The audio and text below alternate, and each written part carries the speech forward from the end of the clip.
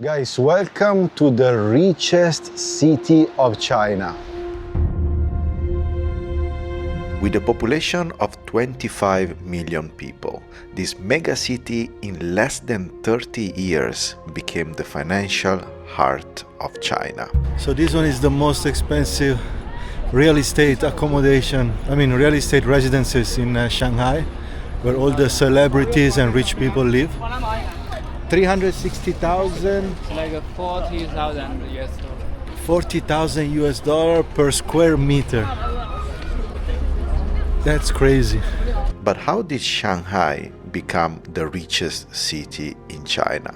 The answer is actually surprising. So basically had to give some part of the city of Shanghai to the French, to the UK and to the Americans as well. So basically they were able to control part of the city, to operate here. In this video, not only I will show you around the modern side of Shanghai, but we will also meet Summer, a local from Shanghai, which will give us some interesting information. Basic salary for the junior is 12,000. 12,000. 1 month. This is basic. And my colleague also did not familiar with China. They always say that China is the poor image. Yeah, I was so thinking I always the same. show this picture. You see, this is China, not like you think. Yeah. So sit back, relax, and let's learn more about Shanghai together.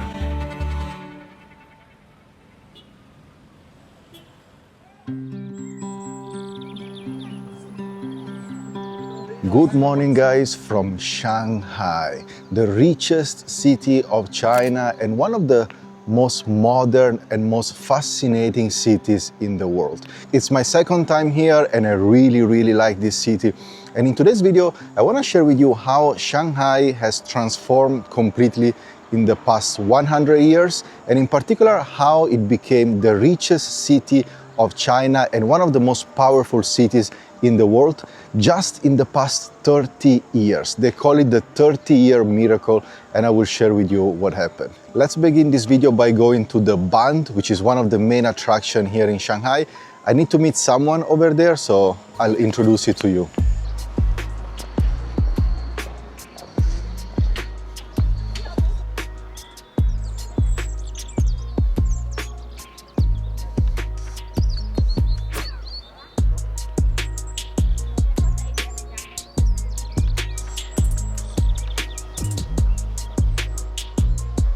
I don't know if you see, but everybody's like taking picture. It's like a open air photo shoot in Shanghai. They're all taking professional pictures actually with a proper camera, and it seems like they also hired the photographer, but everywhere around the city. I'm just walking around and I don't know if they are Chinese tourists or they live here, but it's crazy. I've never seen something like that.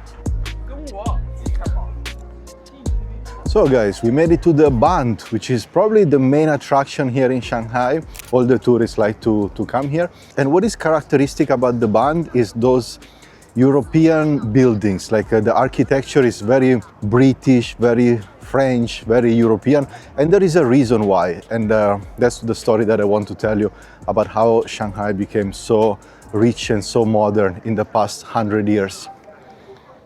Everybody loves to take picture here, because the view is just spectacular. Today is a bit foggy, but it's still amazing. Before we start exploring Shanghai and meet Summer, we have to quickly talk about the history of Shanghai, so we can understand how it became what it is today. There are actually 3 important chapters that we have to discuss. I'll just give you the 1-minute version so we can move on with the video. But to be honest, there will be so much to talk about. After losing the Opium War in 1842, China had to give away parts of Shanghai to the British, to the French, and to the Americans. These concessions triggered a huge development in the coming decades, turning Shanghai into the Paris of the East, or more importantly, into the Wall Street of Asia.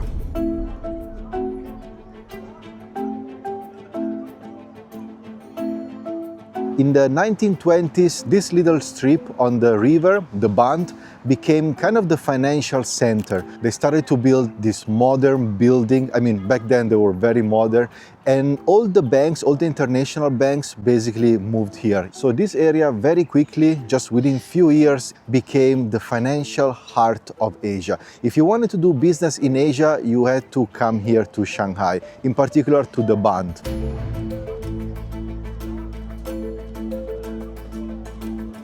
So all those buildings behind me in the 1920s, they were all international banks. Some of them are still banks and insurances, but now the financial center moved over there and it's much more modern.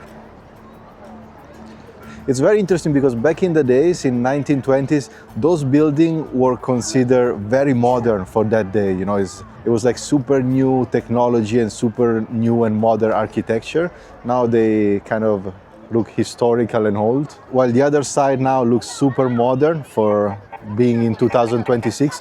I wonder in 100 years, the one that we consider modern today, how they're gonna look, and in 2126, what we consider to be modern building. I'm really curious to know how it's gonna be. Then we have chapter 2. After World War II, foreigners completely left Shanghai.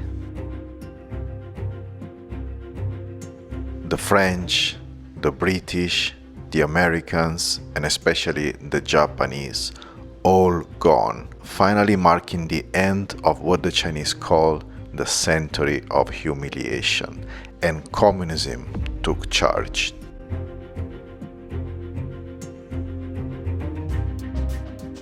For the next 30 years, Shanghai completely closed itself off from the world, stopping completely the growth and the development that it had during the past decades, and it became a very rigid socialist place. Then, in 1978, following decades of national hardship, the government reopened the city to international trade.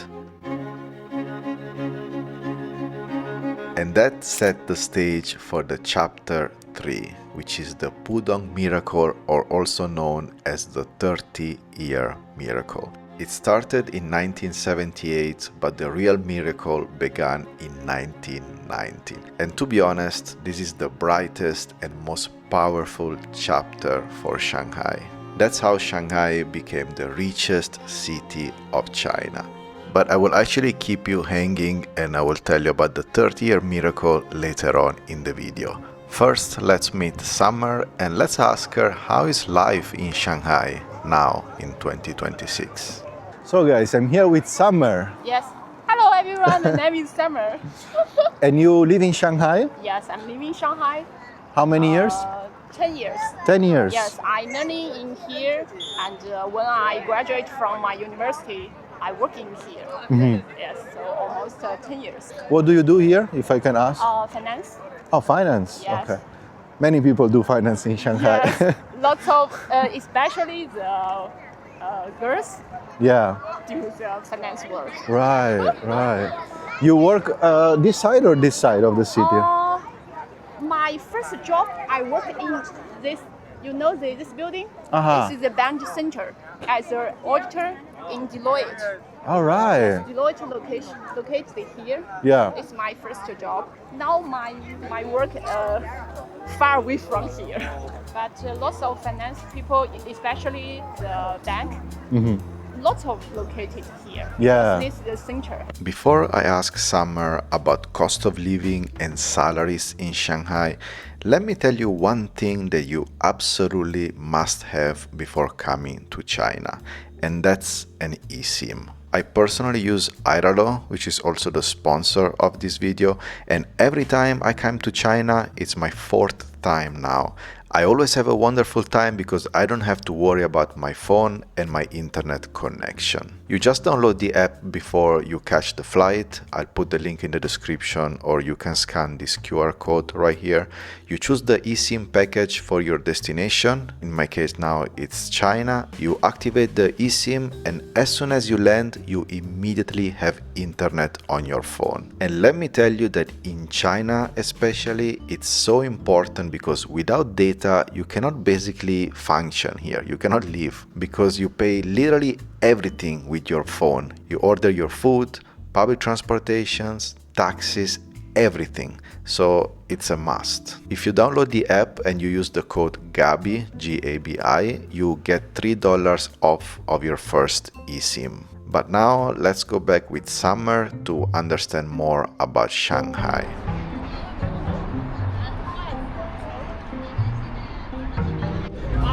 Bund Financial Square.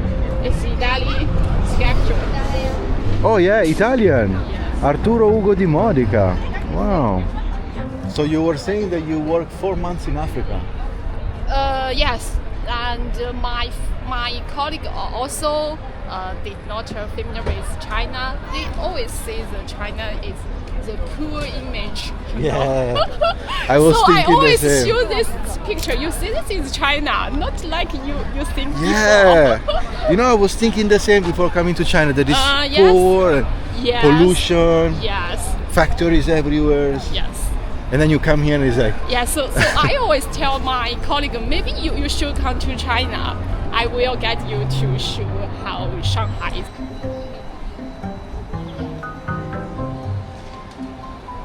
Also, how to say, have the modernity compare other countries.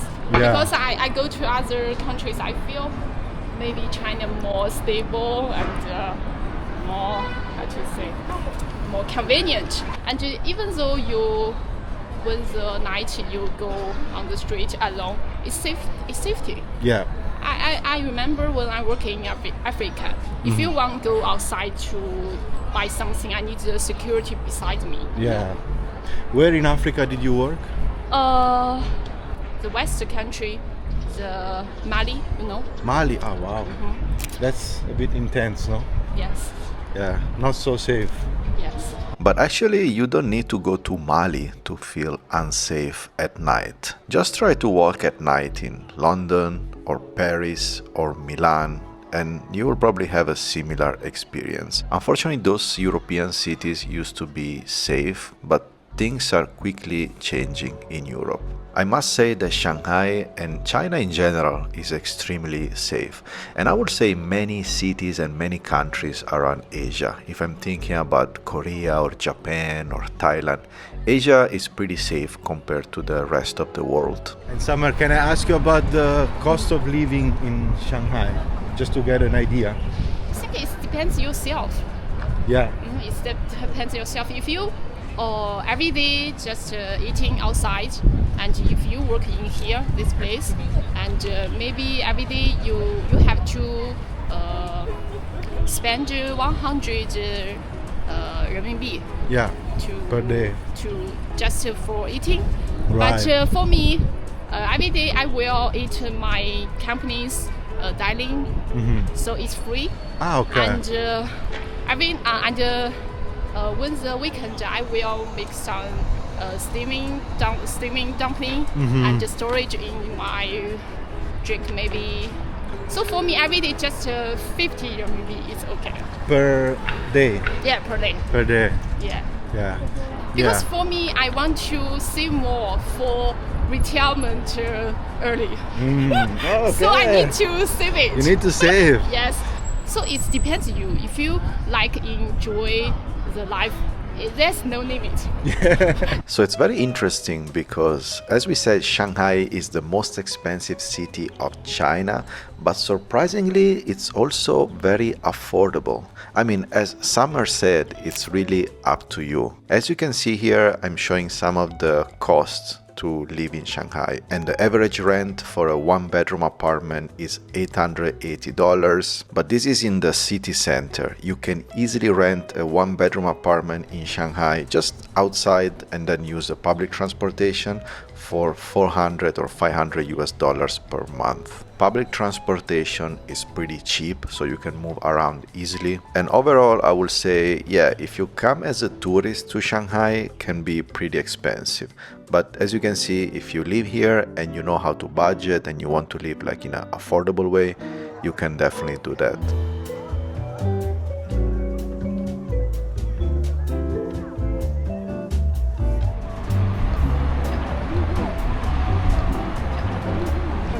if you have the 2,000 or 2,000 in Shanghai, you can have the good quality. Good quality? Yeah, you have good quality life.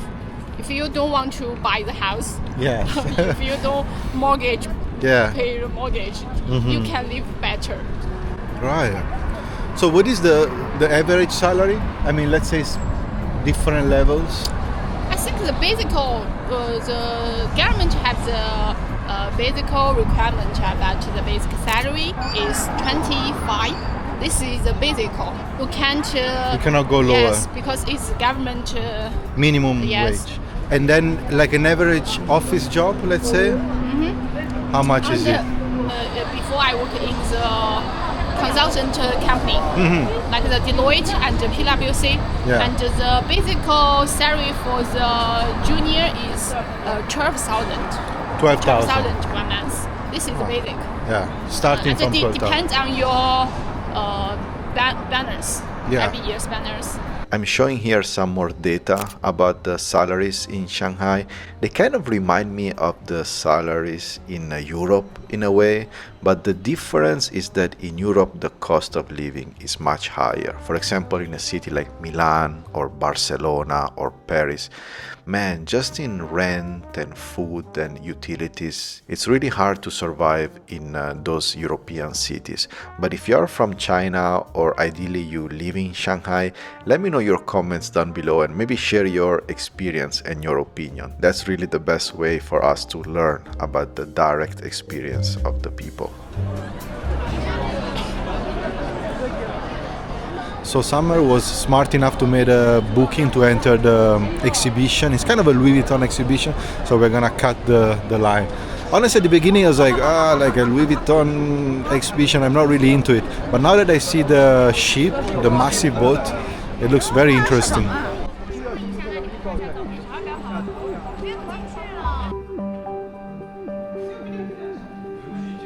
It actually makes sense because I asked Summer that I want to make this video about how Shanghai became the richest city of China. So showing a Louis Vuitton exhibition kind of aligned with the mission. Man, this is really impressive. This is from 1895.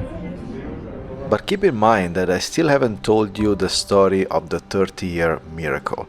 So after the exhibition, I also met with my friend Tony and we went on the other side of the river. And that's exactly where the 30-year miracle took place.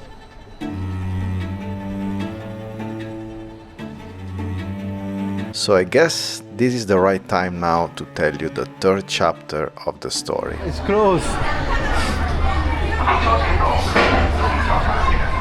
So we are taking a ferry for just 3 RMB to cross from one side to the other side of Shanghai, from the Bund to the Pudong financial district.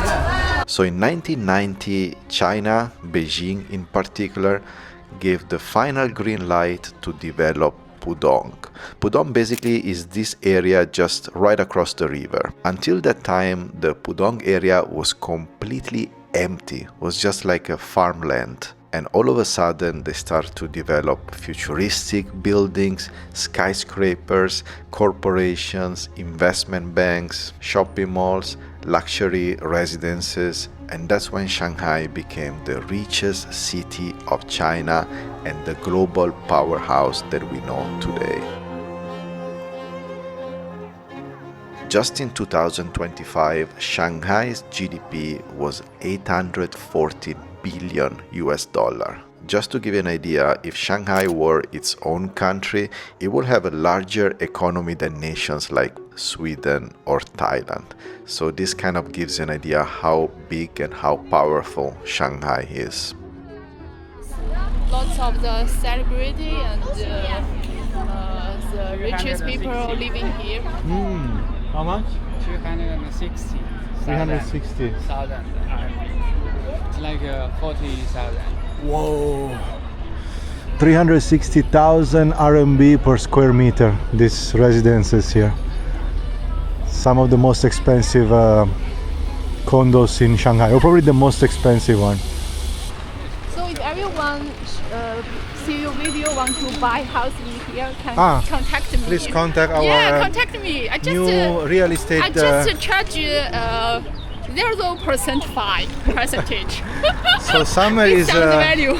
marriage dealer. Tourism, yes. Yeah, marriage agent, dealer and real estate dealer. Yes. Whatever you want to do in China and spend money, Yes. Summer will be your agent. Yes. I can service for you. We can deal a fair commission. Yes. So yeah, Shanghai is the most expensive real estate market in China, following also Shenzhen, Beijing. And if you visit Shanghai as a tourist, you will feel that because the cost also of the accommodations and the hotels are quite high compared to other places in China and other places in Asia.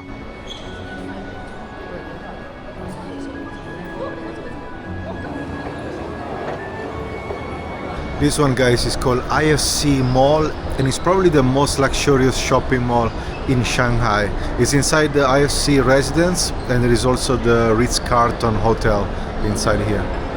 Very, very big shopping mall, very fancy, very luxurious. I also have a 5 Pro. It's completely sufficient. Yes, very good. Battery is really good. Wow, amazing. So guys, I have the DJI Mini 3 Pro, and I can't believe that they already come out with the 5 now. It looks pretty much the same, but the camera is bigger, it's 1 inch, and they add more sensors here. But I'm still happy with mine. After I crash it and break it, maybe I'll upgrade. I also have the Action 5 Pro, the one I'm recording right now, and they come up now with the Osmo Action 6. That's the new model. Also the lens is a bit bigger. I also bought this one recently, the Osmo Nano, this one. But to be honest, I use it in Sri Lanka a little bit, but I don't use it much. I think this one is enough for everything. This one with the drone is more than enough. This one I bought it and I kind of regret it a little bit because I don't know when to use it. I actually became a fanboy of DJI because, man, the quality of all their products is so good. So I started with the drone and then the camera and then the mic, and everything they do is really top quality. Much better compared to all the other brands. And of course, DJI is from China. I got all this delicious food for 30 yuan. That's a pretty good deal. But this is not the end of my exploration in Shanghai. Actually, I'm gonna post another video very soon where we're gonna see another side of the city. Me and Summer, while walking around Shanghai completely by accident, we didn't plan this at all. We ended up in the park where you can find your Chinese husband or your Chinese wife, and I'm gonna share it with you in the next video. So stay tuned for that. Thank you so much for watching. Let me know in the comments down below your opinion, your feedback, and also share with us your experiences because it will help us to learn more about Shanghai. Also, don't forget to download Airalo and to try the eSIM, and I will see you in the next video. Bye bye.